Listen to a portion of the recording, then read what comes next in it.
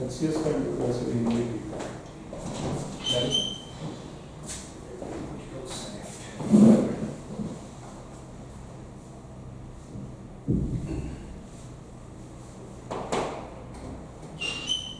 आइए आइए कम यहाँ बैठिए। नमस्ते नमस्ते, बैठिए बैठिए। तो आपका हम इंटरव्यू शुरू करेंगे, ठीक है? तो पहले अपने बारे में बताइए। सर, मेरा नाम नमिता है। मैं गांव की हूँ, डिस्ट्रिक्ट सोनीपत से आती हूँ। मैंने अपनी आरंभिक पढ़ाई अपने गांव से ही की है। कक्षा 12वीं मैंने एक सरकारी स्कूल से प्राप्त की है और कक्षा 10वीं और 12वीं दोनों में मैंने अपने स्कूल में प्रथम स्थान प्राप्त किया था। और कक्षा 12वीं में मैंने पूरे समस्त हरियाणा के सरकारी स्कूलों में 9वां रैंक प्राप्त किया था, जिसके तहत हरियाणा सरकार की योजना के तहत मुझे स्कॉलरशिप मिली और मेरा दाखिला Deenbandhu sir Chhoturam university Murthal science and technology में हुआ। यहीं से सर मैंने अपनी बीटेक और एमटेक केमिकल इंजीनियरिंग में पूरी की। अच्छा, कब आपने ग्रेजुएट किया केमिकल इंजीनियरिंग में? सर 2014 में मैंने बीटेक की। उसके बाद क्या किया अभी तक? सर जैसे आपने देखा कि मेरा बीटेक में एडमिशन कोई एंट्रेंस एग्जाम देने से नहीं हुआ था, बल्कि गवर्नमेंट की स्कीम स्कॉलरशिप से हुआ था। तो जब मैंने बीटेक के बाद प्राइवेट किसी कंपनी में जॉब करने की सोची तो घर वालों ने सर इसका समर्थन नहीं किया। तो मैंने आसपास के जो स्कूल हैं वहीं पर पढ़ाना स्टार्ट कर दिया था। और जब मैंने पढ़ाया तो मुझे लगा कि ये जो मेरी हॉबी डेवलप हो गई है टीचिंग, क्योंकि मैं ग्रेजुएशन से भी पढ़ाई की थी अपने शिक्षा के खर्च के लिए सर, तो मेरी हॉबी डेवलप हो गई थी। तो मुझे लगा कि क्योंकि कैरियर में इसको बदलना ठीक रहेगा, तो मैंने एमटेक किया और एंट्रेंस एग्जाम देके एमटेक कंप्लीट किया। एमटेक के बाद पढ़ाना शुरू किया? Yes sir. तो अभी भी पढ़ा रहे हैं? सर मैं पहले मैंने जैसे बताया प्राइवेट स्कूल से लेकर सर जैसे ऑनलाइन प्लेटफॉर्म जैसे अनअकैडमी पर भी मैंने पढ़ाया सर। नहीं, करंटली आप तैयारी कर रहे थे एग्जाम की, HCS की, साथ में पढ़ा भी रहे हैं, कहीं पे क्या पढ़ा रहे हैं? सर अभी 2020 में मेरी शादी हो गई थी और मेरे हस्बैंड वर्किंग है, तो उनके सपोर्ट से अभी मैं पूरी टाइम तैयारी कर रही हूँ। चलो अच्छी बात है।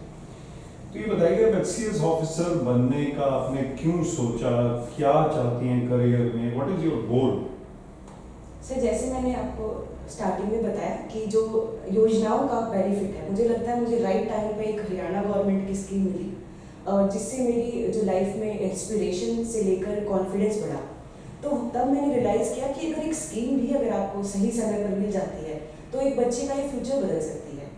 मैं अपना कैरियर एमटेक करके तो बना सकती थी, लेकिन इतना इम्पैक्ट जो मेरी लाइफ में आया, मुझे लगता है मैं सरकार का इसमें सहयोग देना चाहती हूँ और इम्प्लीमेंटेशन प्रोसेस में जाकर ऐसा अपने जैसे बच्चों का फ्यूचर चेंज करने में मैं कोशिश करना चाहती हूँ। आपने सरकारी दफ्तर विजिट किए होंगे एज ए सिटीजन, कोई लाइसेंस के लिए, कभी कोई राशन कार्ड, कोई आधार कार्ड, जो भी आजकल राशन कार्ड होता है, जो भी आपने एज ए सिटीजन विजिट किया गवर्नमेंट ऑफिस में, आपका एक्सपीरियंस कैसा रहा? कुछ याद है आपको कभी? या सरकारी ऑफिसर, सरकारी दफ्तरों का जो इम्प्रेशन होता है सिटीजन का, आप अगर सर्विस में आ जाती हैं तो उसको कैसे बेहतर इम्प्रूव करेंगी? और कोई भी व्यक्ति जब किसी ऑफिस में जाता है उसका क्या एक्सपीरियंस होता है और क्या होना चाहिए, आप उसमें क्या अंतर ला सकती हैं? सर जैसे अगर मैं स्टार्टिंग से बात करूँ, पहली बार मैंने कोई गवर्नमेंट ऑफिस 12th क्लास में विजिट किया था, क्योंकि जब मेरा एडमिशन हो रहा था तो मुझे बैंक भी जाना पड़ रहा था स्कॉलरशिप के लिए, आपको अकाउंट खुलवाना। सोनीपत गए थे? सर गन्नौर, हमारी जो तहसील है वो गन्नौर है, ठीक है। तो आप एफिडेविट बनवाने के लिए तहसील भी जाते थे। तब मैंने देखा था सब प्रोसेस काफ़ी हैजार्ड है, पेपर लेके आप इधर से उधर घूम रहे हो। लेकिन सर बाद में भी मैंने जैसे मैंने एमटेक गवर्नमेंट लोन से की हुई है, तो भी मैंने काफ़ी ऑफिस विजिट किए हैं, बैंक से लेकर तहसील से लेकर।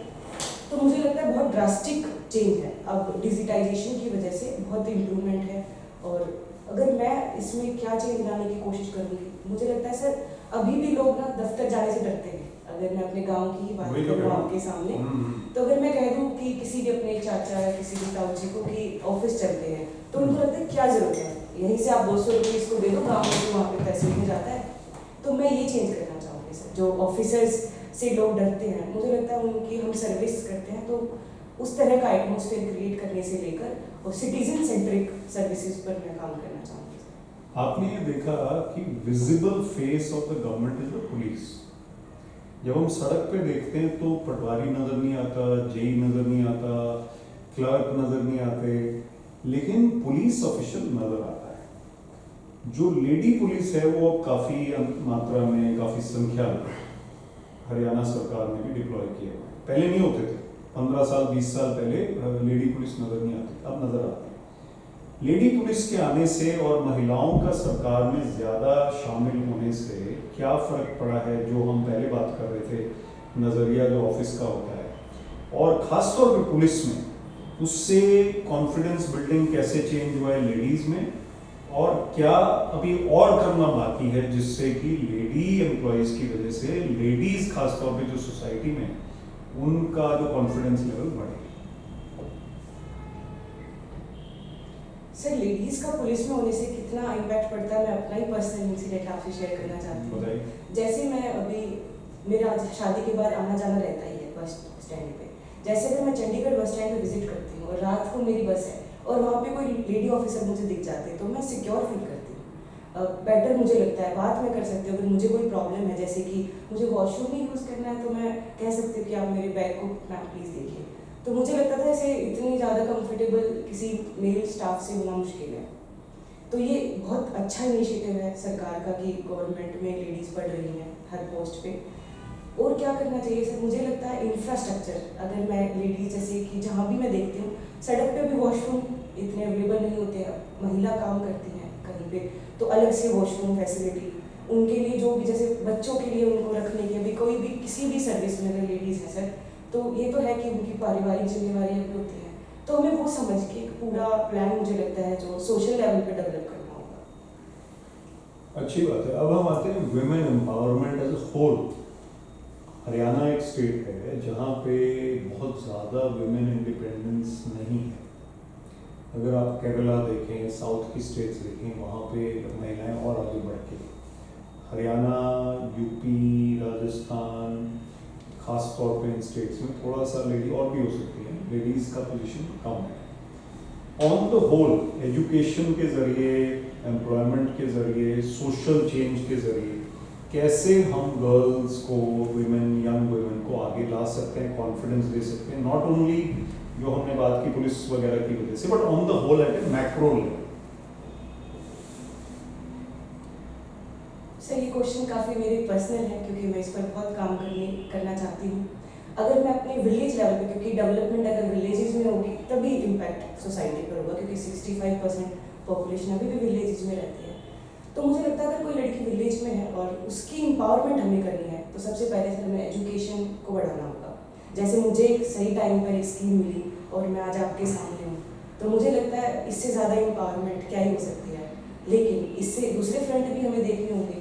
तो मुझे लगता है जो सेल्फ हेल्प ग्रुप प्रोग्राम है गवर्नमेंट, इस पर और ज़्यादा हम better ground level, grass root level पर काम कर सकते हैं with better input, brand building और national to international market integration with training और स्किल। हम अगर ऐसा करते हैं तो मुझे लगता है एग्रीकल्चर में ना ही जॉब जनरेट होंगी, हर फील्ड में जॉब भी जनरेट होंगी, और इकोनॉमिक एम्पावरमेंट सबसे ज़रूरी होती है सर एम्पावरमेंट के लिए।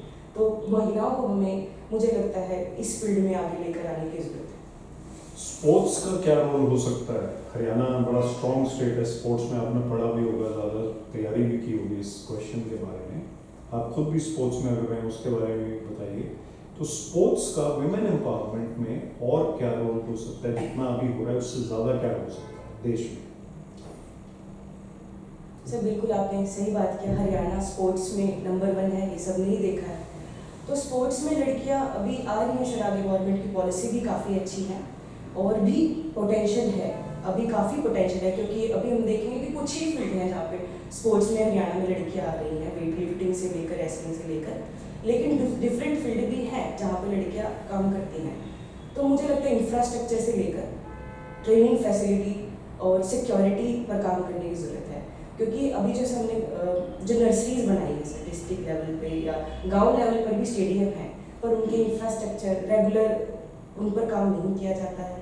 मुझे लगता है सर अगर इस फील्ड में काम किया जाए, उनको फैसिलिटीज़ प्रोवाइड किया जाए, अच्छे कोच प्रोवाइड किया जाए, तो मुझे लगता है चेंज आ सकता है। और लड़कियां हरियाणा में, क्योंकि स्पोर्ट कल्चर वो पहले से ही है सर, और ये पोटेंशियल हमने नेशनल पे नहीं इंटरनेशनल लेवल पर भी देखी है, तो मुझे लगता है लड़कियां और भी आगे आ सकती हैं और काम कर सकती हैं। मैं एक और क्वेश्चन पूछूंगा, फिर बाकी लोग पूछेंगे। तो एक बात ये बताइए कि यूथ जो है इस वक्त इंडिया में ही मान लीजिए, वो सोशल मीडिया की वजह से, एक्सपेक्टेशंस की वजह से, प्रेशर, कंपटीशन बहुत ज़्यादा है, मार्क्स का प्रेशर, जॉब का प्रेशर, तो उनको काउंसलिंग के ज़रिए, मोटिवेशन के ज़रिए उनको इंकरेज करके कैसे सोसाइटी या एजुकेशन सिस्टम या ऑफिसर्स क्या रोल प्ले कर सकते हैं यूथ को थोड़ा सा शांत करने में, उनका मनोबल बढ़ाने में? सर आप बिल्कुल सही कह रहे हैं, सोशल मीडिया का इम्पैक्ट तो हम देख ही रहे हैं। हम जीने में ही, प्लेटफॉर्म पर जीने में बिलीव करने लगे हैं। तो मुझे लगता है इसको ठीक करने के लिए सोसाइटी, पेरेंट्स से लेकर sir society as a whole, school बहुत बड़ा रोल प्ले कर सकते हैं। अभी गवर्नमेंट ऑफिशियल्स तो फिर भी बड़े उस पे लेवल पे काम कर सकते हैं, पर मुझे लगता है ग्राउंड पे जो काम कर सकते हैं वो पेरेंट्स हैं। तो मुझे लगता है स्कूल में रेगुलर ट्रेनिंग कराई जानी चाहिए। हमें डिफरेंट अपने जो ट्रेडिशनल फील्ड है उनको एक्सप्लोर करना चाहिए, जैसे मेडिटेशन मेरी खूबी भी है सर। मुझे लगता है इससे आप एस्पिरेशन, अगर आप बड़े गोल को देखने लग जाते हैं बच्चों को, सेट इससे थोड़ा सेटल होने में मुझे लगता है बेटर रियलिटी में जीने में हेल्प मिलती है। तो अपने ट्रेडिशनल वेज को हम एक्सप्लोर कर सकते हैं, और ग्राउंड पर ट्रेनिंग, स्कूल पे टीचर जो रोल प्ले कर सकते हैं सर, वो बहुत इंपॉर्टेंट हो सकता है। और जैसे कि रोल मॉडल, अगर मैं कुछ कर सकती हूँ तो मुझे लगता है अगर मैं आसपास की अपनी 4-5 जो भी मेरी पड़ोस में जो लड़कियां हैं वो मुझे देखकर मोटिवेट होंगी, और मुझे लगता है अगर मैं कुछ करती हूँ तो रोल मॉडल उनके सामने जाना ही चाहिए। ये इम्पैक्ट करता है कि हमें भी कुछ करना है। जैसे मैंने भी ऐसे देखा था तो मुझे भी ऐसे हुआ था सर। ठीक। तो नमिता, हरियाणा की कोई भी 3 प्रॉब्लम्स मेरे को बताइए जो आपको लगता है कि हरियाणा इस टाइम फेस कर रहा है। सर मैं डिफरेंट फील्ड पे प्रॉब्लम्स हरियाणा की देख सकती हूँ। अगर सबसे पहले मैं सोशल स्फेयर में बात करूँ तो लो चाइल्ड सेक्स रेशियो और जो है वो बहुत इम्पैक्ट करता है हमारी सोसाइटी को, और ये बहुत बड़ी प्रॉब्लम उभर कर सामने आ रही है सर। अगर मैं इकोनॉमिक फील्ड पर देखती हूँ तो मुझे लगता है सर जो एग्रीकल्चर डिस्ट्रेस है, जिसकी वजह से रूरल डिस्ट्रेस भी हो रहा है, एक बहुत बड़ी प्रॉब्लम हरियाणा के सामने है। तो ये अगर मैं देखती हूँ। तीसरा सर अगर मैं देखती हूँ पॉलिटिकल स्फेयर पे, तो अगर मैं देखती हूँ तो कैपिटल इंफ्रास्ट्रक्चर और बिल्ड करने पे हमें और काम करने की जरूरत है, जैसे कि स्पोर्ट्स इंफ्रास्ट्रक्चर की मैंने बात की। तो आपको लगता है कि हरियाणा में रीजनलिज्म है? सॉरी सर, रीजनलिज्म किस एस्पेक्ट में आप बात करें? पॉलिटिकल? नॉर्थ साउथ हरियाणा की डिवीजन है? यस सर, हम डिफरेंट उसमें देखते हैं कि जो डेवलपमेंट स्टैटिस्टिक्स बताती हैं कि हमारी जो हरियाणा का नॉर्थ जो हिस्सा है वो डेवलप ज़्यादा हुआ है कंपैरेटिवली साउथ, जैसे कि मेवात, ये एरिया भी स्टैटिस्टिक्स में इतना फॉलो नहीं करता। क्या लगता है आपको उसके पीछे क्या कारण है मेवात के ना डेवलप होने? सर मैंने कोई पर्सनल विजिट तो नहीं किया, पर्सनल एक्सपीरियंस तो नहीं है, पर मुझे जो लगता है सर ये हो सकता है कि इंफ्रास्ट्रक्चर पे और एजुकेशन, क्योंकि वहाँ पर लिटरेसी रेट कम है सर, तो मुझे लगता है कि इन फील्ड्स में काम नहीं हुआ है, और डिफरेंट जो अपॉर्चुनिटी है इंडस्ट्रीज वगैरह वो हमने अभी वहाँ पर एक्सप्लोर नहीं किया सर। हरियाणा का कुल एरिया कितना है? माफ़ कीजिए सर, इम्पोर्टेंट स्टैटिस्टिक्स है पर मुझे अभी याद नहीं, पर मैं परसेंटेज में आपको बता सकती हूँ। कोई बात नहीं हो। तो आप डिस्ट्रिक्ट्स कितने हैं हरियाणा में? Percentage of what? पूरे इंडिया का सर 1.3% है। और जो है वो पॉपुलेशन हरियाणा की around 2.5 crore according to 2011 census. तो जो हार्ट ऑफ हरियाणा है वो किसको बोला जाता है? सर जींद डिस्ट्रिक्ट को हार्ट ऑफ हरियाणा बोला जाता है। ओके, अभी बजट रिलीज हुआ था, कोई 2 मेजर हाइलाइट्स जो आप शेयर करना चाहिए, जो आपको लग रहा है कि हाईलाइट मानी जाएंगी इस ईयर के बजट की? सर क्योंकि मेरा ऑप्शन एग्रीकल्चर है तो मैंने उस बजट के इस एस्पेक्ट को बहुत डिटेल में पढ़ा है। तो मुझे लगता है जो 2 स्कीम है पीएम परिणाम, जो कि अल्टरनेटिव बायो फर्टिलाइजर्स और काम करती है पेस्टिसाइड्स पे, मुझे लगता है बहुत रिवोल्यूशनरी स्कीम हो सकती है अगर ग्राउंड पर इम्प्लीमेंट की जाए। दूसरी सर पीएम मिष्टी स्कीम आई है, जो कि पहले मुझे लगता है ऐसा प्रोजेक्ट है देश में जो बहुत इंपॉर्टेंट है कि इन्वायरमेंट, इकोनॉमिक और सोशल तीनों स्फेयर पे काम करता है। कि आपका एग्रीकल्चर ऑप्शनल सब्जेक्ट भी है, कि एक बीटी कॉटन को लेके हमने देखा कि इंडिया ने उसको एक्सेप्ट किया कि वो जेनेटिकली मॉडिफाइड एक फाइबर क्रॉप थी, पर अब बाकी जो जीएम क्रॉप्स हैं जैसे जीएम मस्टर्ड है ना या बीटी ब्रिंजल, उनमें हम एक्सेप्ट नहीं कर रहे हैं। ऐसे क्या मेजर रीजंस हैं कि हम जीएम टेक्नोलॉजी को होल हार्टेडली नहीं एक्सेप्ट कर पा रहे हैं? सर बीटी कॉटन एक एग्रीकल्चर की फील्ड में रिवोल्यूशनरी रिसर्च थी, बाकी फ्यूचर इस पर डिपेंड करता था। लेकिन जैसे हमने देखा कि जैसे जैसे आगे क्रॉप हमने ग्रो की है, एक स्टैग्नेशन आ गया सर, और डिफरेंट पेस्टिसाइड जो कि हमने बॉलवर्म के लिए तो इसको इंट्रोड्यूस कर दिया था कि बॉलवर्म अटैक नहीं होगा, लेकिन वाइट फ्लाई अटैक हमने देखा कि काफ़ी प्रोमिनेंट हो गया। तो ये जो हमें लगा कि रिसर्च ड्रैग है, अभी हमें पूरा इन्वायरमेंट और एग्रीकल्चर को पढ़ना होगा, अभी थोड़ा रिसर्च पे काम करना होगा। इसलिए हमने और रिसर्च तो की बीटी कॉटन पे, बीटी मस्टर्ड हमने बनाई, बीटी ब्रिंजल बनाया, लेकिन क्योंकि गवर्नमेंट अभी श्योर नहीं है कि इसके फ्यूचर कॉन्सिक्वेंस क्या हो सकते हैं, क्योंकि हमने देखा इसका एक कॉन्सिक्वेंस ये भी आ रहा है कि सर बच्चे जल्दी मैच्योर हो गए, एज से पहले हमने देखा, तो इसीलिए शायद अभी स्टे है सर, अब बेटर रिसर्च के बाद ही हम इसे approve। और एक जीन एडिटिंग टेक्नोलॉजी भी न्यूज़ में रहती है, उसमें टूल्स का नाम थोड़ा आप शेयर बता सकते हैं, कौन से टूल्स यूज़ किए जाते हैं जीन एडिटिंग में? क्योंकि जीन एडिटिंग से भी क्रॉप्स अब इस टाइम पे हम सोच रहे हैं कि एक्सप्लोर की जाए। सर जो मैं भी याद कर पा रही हूँ, क्रिस्प और कैस9। हाँ, क्रिस्पार कैस, कौन से ऑर्गेनिज्म से ऐसे इसको आइसोलेट किया गया? क्योंकि पिछले साल नोबेल प्राइज 2 वुमेन्स को इसी उपलब्धि के लिए दिया गया था। सर माफ कीजिए, ये तो नहीं। आप अपनी एक मेजर स्ट्रेंथ और एक वीकनेस जो आपको लग रहा है एज इंडिविजुअल बोर्ड के साथ शेयर करना चाहिए। सर मुझे लगता है बेस्ट स्ट्रेंथ जो मैंने अभी रिसेंट टाइम में देखी कि मैं रेजिलेंट हूँ, और चाहे कैसी सिचुएशन आती है, मतलब मैं जल्दी उसको डील करके आगे बढ़ने की कोशिश करती हूँ। और वीकनेस सर मैं कई बार ज़्यादा काम करती रहती हूँ और अपनी हेल्थ का इम्पैक्ट मुझे देख नहीं पाती। जैसे कि मुझे रनिंग और एक्सरसाइज करना बहुत पसंद है, पर मैं इसके लिए क्योंकि पढ़ने में काफ़ी बिजी रहती हूँ, शादीशुदा भी हूँ, तो इसके लिए एग्जैक्ट टाइम निकाल नहीं पाती, जो मुझे लगता है मुझे फ्यूचर में करना चाहिए।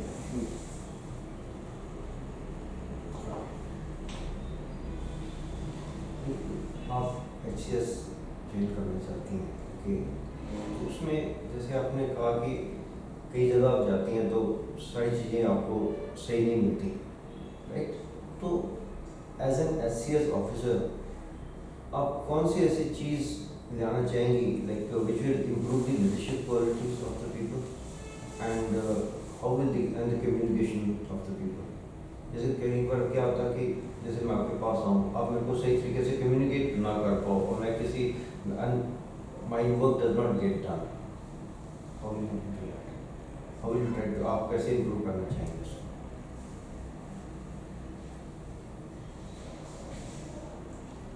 सर मुझे लगता है जो कम्युनिकेशन गैप है, इसके लिए तो काम हमारे टीचर्स कर ही रहे हैं। अगर हम उनको ही ट्रेन करें तो अलग इंडिविजुअल लेवल पर अगर मैं देखती हूँ तो मुझे लगता है इसके लिए तो पर्सन टू पर्सन डिपेंड करेगा। मे बी शायद सर मैं not able to get your question. नहीं ठीक है, यू आर राइट। मैं ये कहना चाहता हूँ, जैसे आप एज एन ऑफिसर हैं, आप ऑफिसर बनने जा HCS में जाएंगी, तो कई जगह आपको ऐसे लगेगा कि people are not able to communicate नहीं कर पाते सही ढंग से, तो आप किस तरीके से उनको चेंज करेंगे?